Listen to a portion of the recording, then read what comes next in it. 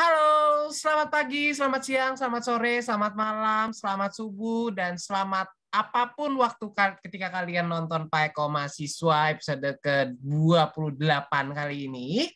Eh, dan pada kesempatan kali ini kita bakalan ngebahas satu topik yang mungkin gak terlalu nyambung-nyambung banget ya sama APBN, tetapi ini menentukan nasib ratusan ribu, bahkan bisa dibilang udah mungkin mau mencapai jutaan orang gitu ya, yaitu adalah soal topik menjamurnya kripto lokal, anugerah atau bencana.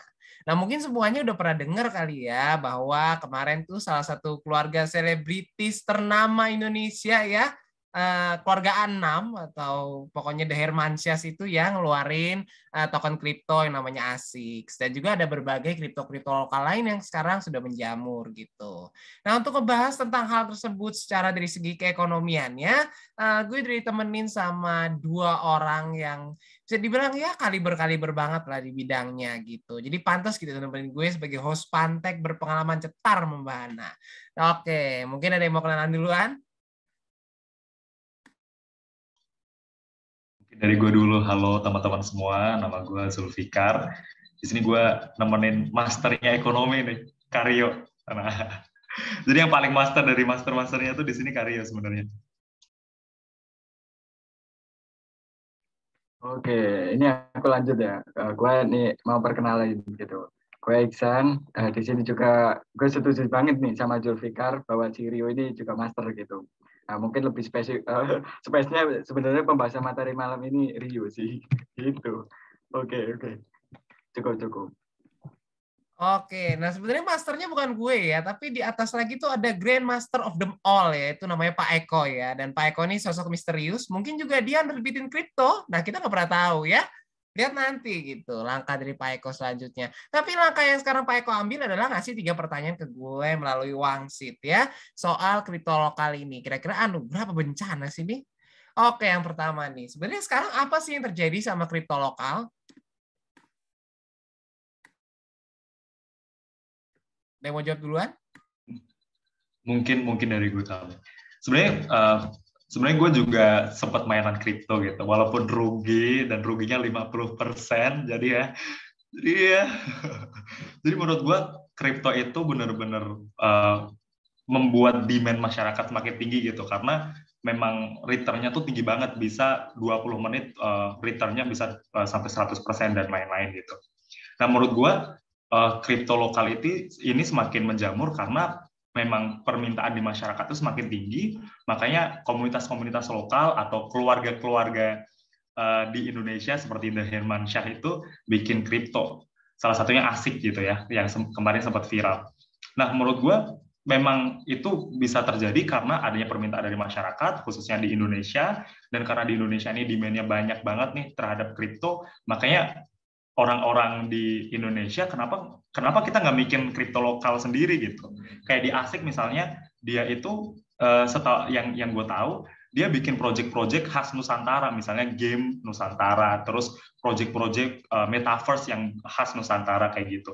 Jadi kripto-kripto lokal ini sebenarnya ada beberapa yang mengangkat isu-isu atau mengangkat budaya-budaya Nusantara gitu. Dan menurut gue itu sangat baik sekali, apalagi disertai dengan permintaan masyarakat yang cukup tinggi.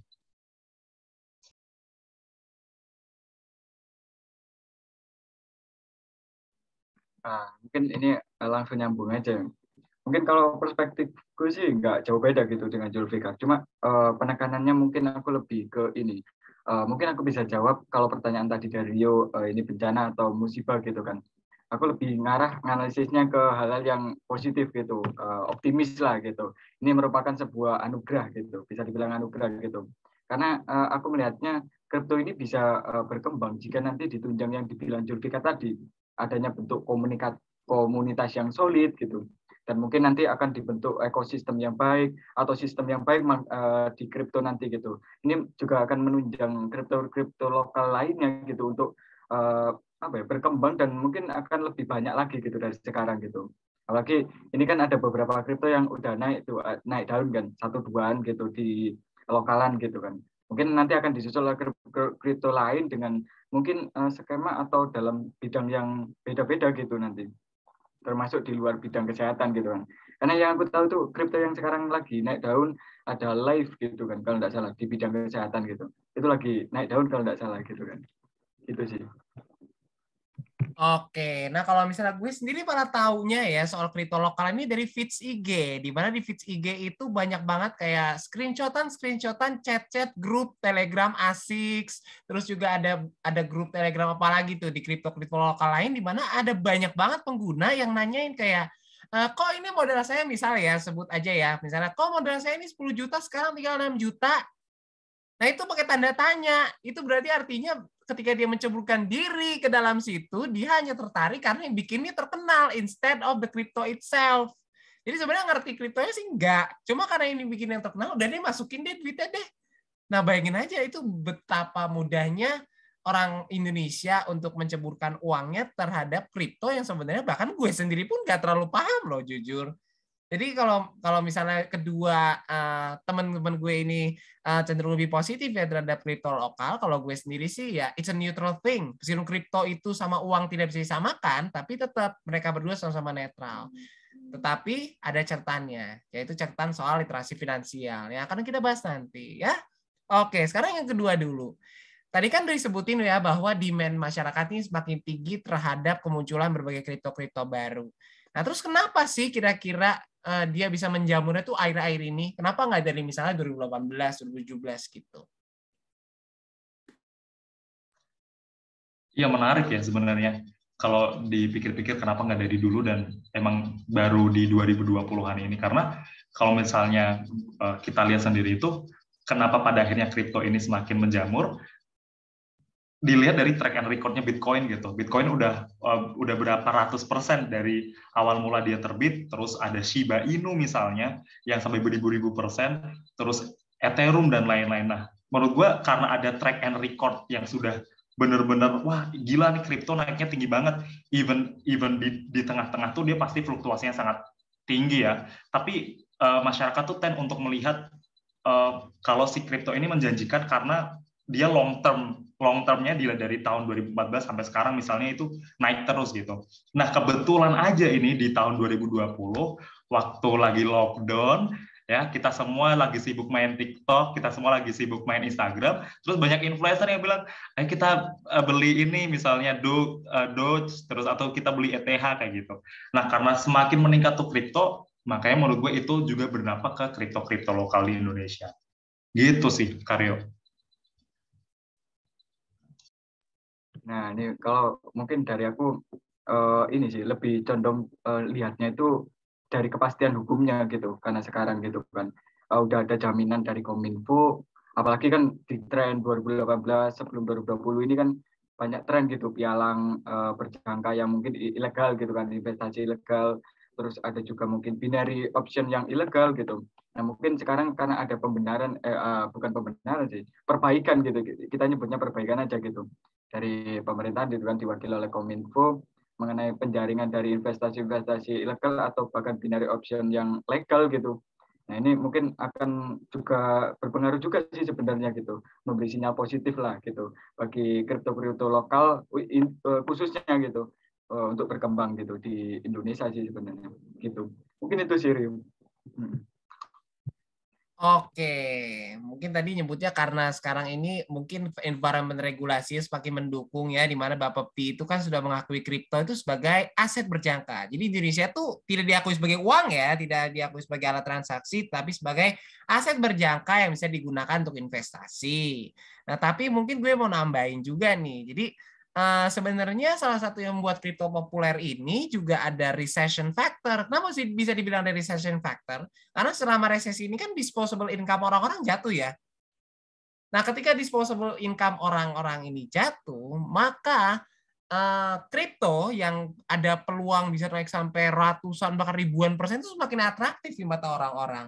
Jadi duit yang mereka tersisa itu bisa dipakai, siapa tahu kalau misalnya gue beli kripto, wah bisa naik 1000% dalam waktu 7 hari. Nah, misalnya ada prospek seperti itu, dihajar lah. Nah, makanya akhirnya jadi makin populer sekarang-sekarang ini. Dan juga ditambah sama digitalisasi yang makin kencang. Makanya kripto jadi makin populer di Indonesia ya dengan munculnya kripto-kripto lokal. Nah, terakhir nih, sekarang kita bakalan bahas soal literasi finansialnya. Terus gimana nih hubungan di antara menjamurnya kripto-kripto lokal dengan literasi finansial di Indonesia? Mungkin boleh gantian Ihsan dulu nih kayaknya. Boleh nih, Gimana San Ya, menurut? mungkin aku duluan ya. Oke. Ya, mungkin ini sih tadi udah tadi disebutin oleh Julfikar gitu kan kalau nggak salah. Jadi selain juga Rio tadi menyinggung gitu kan. Karena kripto ini kebanyakan kalau dari sudut pandang orang Indonesia kripto dijadikan sebagai tempat cuan gitu kan untuk mencari peruntungan lah gitu. Padahal di sini udah dijelaskan juga gitu kan di programnya Kemenfo kalau nggak salah kan dalam sosialisasinya.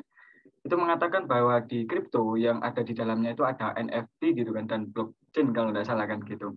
Nah, itu udah ditekankan bahwa di kripto atau dalam hal pembahasan NFT dan blockchain itu bukan mencari penguntungan atau cuan gitu. Lebih mengarahnya kepada mengasah skill gitu dan lain sebagainya atau kemampuan dari literasi digital gitu. Nah, itu salah satunya juga mengisyaratkan berarti bahwa kripto ini jangan dijadikan sebagai tempat untuk mencari cuan. Sekali lagi bukan mencari cuan gitu kan, tapi untuk mengasah kemampuan skill dan literasi digital dan sebagainya. Makanya perlu untuk ketika masuk ke dunia kripto harus juga didampingi lagi-lagi riset lagi gitu atau dari literasi lagi gitu kan agar terhindar dari misalkan itu dari investasi ilegal tadi gitu kan, binary option ilegal gitu dan lain sebagainya. Gitu sih mungkin kalau sudut pandangku. Ya setuju sih, setuju guys. San. Jadi memang financial pengetahuan finansial itu memang sangat perlu banget, apalagi kripto. Tadi kan sempat dibilang sama Karyo juga kalau orang-orang itu banyak masuk kripto karena disposable income-nya turun, yang mana mereka cari tempat cari duit yang lain gitu, yang high return gitu. Tapi perlu diingat juga kalau high return itu pasti risk-nya juga tinggi gitu, makanya harus perlu literasi finansial yang sangat tinggi juga gitu, diimbangi sama itu. Bahkan dengan literasi finansial, dengan kita cari tahu apa itu kriptonya, projectnya apa, terus proyek kedepannya kayak gimana, even if kita melakukan itu bukan berarti kita bakal untung gitu. Jadi itu perlu dicatat, karena kripto itu menurut aku sendiri itu sangat-sangat spekulatif gitu, karena dia kan decentralized istilahnya, dia itu benar-benar dipegang langsung oleh the people gitu dalam tanda kutip. Jadi misalnya the people ini ada tendensi negatif misalnya di ASIC misalnya kemarin, itu bisa turun sampai berapa puluh persen. Banyak yang protes juga kan, banyak yang minta duit kembali, padahal kan mohon maaf itu sudah tidak bisa dikembalikan gitu kan kalau rugi. Terus misalnya ada ASIC, terus setelah beberapa waktu setelah ada isu negatif, terus Bapepti kemudian mengklarifikasi apa maksudnya, akhirnya muncul isu positif, kemudian naik lagi 50% misalnya ketika itu, atau berpuluh-puluh persen token ASIC. Jadi kan ini spekulasinya sangat tinggi. Even if kita bilang bahwa wah ini ASIC keren nih karena misalnya dia pakai project Nusantara, tapi pada akhirnya di tengah jalan tuh fluktuasinya juga akan tinggi, karena the people itu akan melihat kan isunya misalnya negatif nih, waduh bahaya nih gitu kan, mereka udah duitnya tinggal, misalnya duitnya udah ditaruh di kripto, terus takut jadi nol misalnya, atau takut jadi setengahnya lagi, dia tiba-tiba dijual semua gitu dengan harga yang lebih murah, mungkin bisa turun sampai berpuluh-puluh persen. Jadi benar-benar harus pertama harus punya duit cadangan, dan yang kedua harus punya literasi finansial. Bahkan kalau bisa yang disimpan di kripto itu bukan uang pokok, tapi uang ya udah yang kalau hilang ya udah nggak apa-apa gitu. Jadi misalnya tiba-tiba antar jadi turun 50%, kita nggak sampai sakit jantung gitu ya, Karyo. Atau sampai depresi gara-gara kripto ya, karena kan udah banyak tuh berita orang bunuh diri karena kripto. Udah ada di Tasikmalaya kalau nggak salah tuh, seseorang bunuh diri karena rugi kripto. Iya, cari aja di Google kalau nggak percaya. Nah terus juga udah ada juga di Indonesia tuh ada yang depresi karena memakai uang nikahnya untuk diinvestasikan ke kripto. Uang nikah loh dipakai jebulin kripto, Bitcoin, kalau nggak salah Bitcoin yang rugi, dia depresi, dia stres. Udah ada juga di Indonesia, makanya hati-hati ya. Dan kalau gue sendiri malah mungkin agak lain ya, gue mungkin lebih skeptikal soal ini. Jadi ibaratnya gini loh, ibarat pernah ngeliat nggak sih, mungkin juga kayaknya yang nonton Pak Eko pasti pernah lihat meme di mana ada orang berusaha naik eskalator, tapi dia berusaha naikinnya tuh beberapa tangga sekaligus. Pernah lihat nggak meme itu? Nah, menurut gue kalau dihubungkan Pernah. sama literasi finansial, it's the same thing. Ibaratnya kita tuh level pengertian literasi finansialnya, karena seperti kita tahu literasi finansial Indonesia itu bisa dibilang salah satu yang paling nggak bagus di dunia ya ternyata. Jadi ibaratnya dari eskalator bawah, terus kita tahu mau lompat ke kripto, kita tuh kayak ngelangkahin beberapa hal sekaligus yang belum kita lakukan. Misalnya paham soal dana darurat. Ternyata Indonesia itu adalah salah satu negara yang paling nggak siap untuk masa pensiun penduduknya.